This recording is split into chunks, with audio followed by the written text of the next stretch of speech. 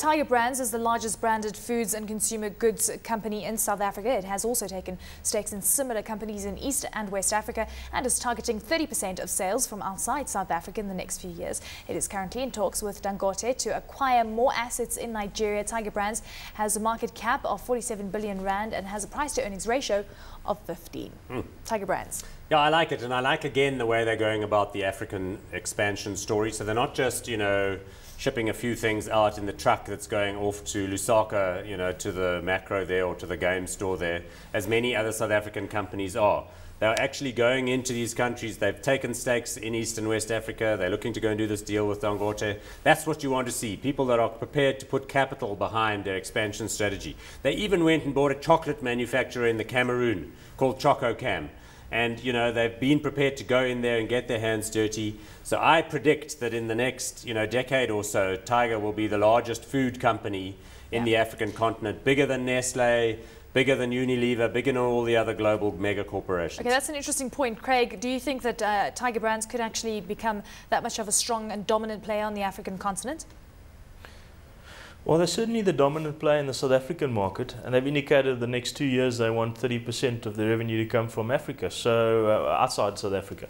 So that's obviously the goal going forward, and I think they've made some of the right moves to get there. Some recent acquisitions, they've either acquired companies in South Africa that are exporting, or they've looked for strategic acquisitions in other countries, such as the one in Cameroon you mentioned. So what does hurt? I think some of the brands. Craig, what does actually hurt Tiger Brands on that point when you mentioned imports, exports?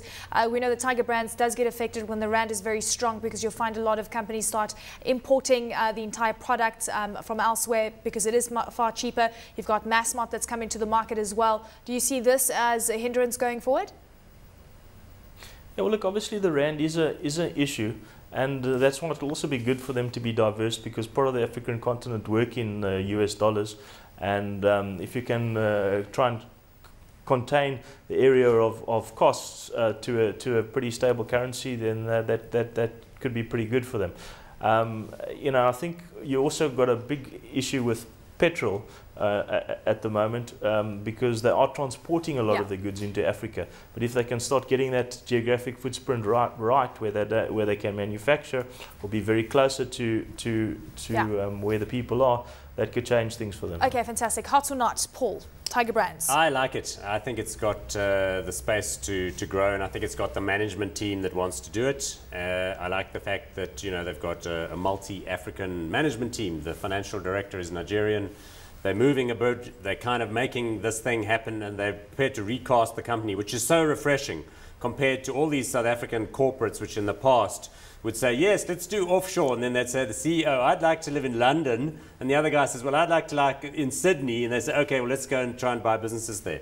And they always fail because it's so competitive and all that. This is a great idea and a great strategy. So hot for you. And then Craig, hot or not, Tiger Brands?